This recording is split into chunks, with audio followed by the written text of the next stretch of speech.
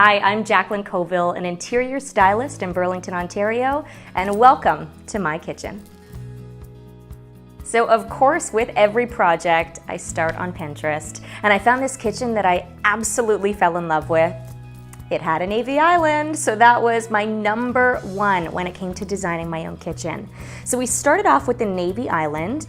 Of course, how do you choose your navy? I ended up going with Sea Serpent by Sherwin-Williams. I'm so thrilled with how it turned out.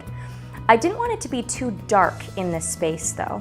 So always remember, if you're thinking about a navy island and you want to go with a white countertop, that white is really going to offset things because that's mainly what you see in the space. Then we ended up going with white cabinets for the surround. We built in a custom pantry, which I'm thrilled with. But when we went with the pantry, we decided to have glass cabinets as the uppers, so it didn't feel too heavy in this space. Now, of course, when you've got a lot of white in your kitchen, it is essential to bring in some warmth. You'll notice that we went with a custom hood fan. That was a bit of a splurge, but I'm so happy we went for it. And then we ended up going with some warm wood open shelving. Now these are heavy duty shelves. I am told that I can stand on them and they will not come off of the wall. They had to be reinforced with steel beams. So pretty practical when it comes to stacking your plates and whatever else I can come up with to put on those shelves.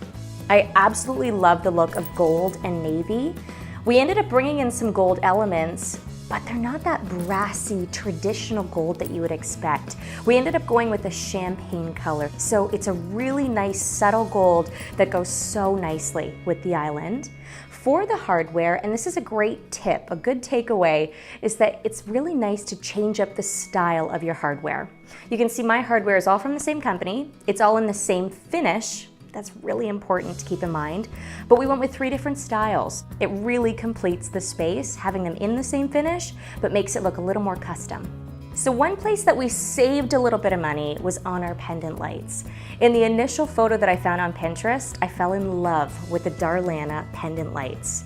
Now they were quite expensive and I just couldn't convince my husband to invest that much money into our pendant lights.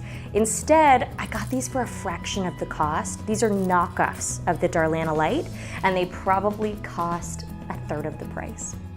So when we were designing our kitchen, we weren't sure if we were gonna go with a massive island or just something casual that we would use on a daily basis.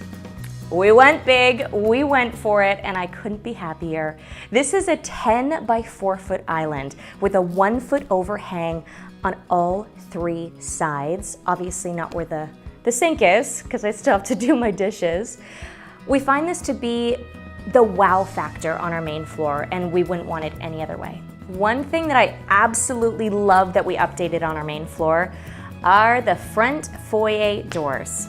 These are from Matree. They are the fashion-forward doors, and they really are just such a staple. We're gonna be using them every single day, so the fact that they're solid wood and they are so beautiful means everything.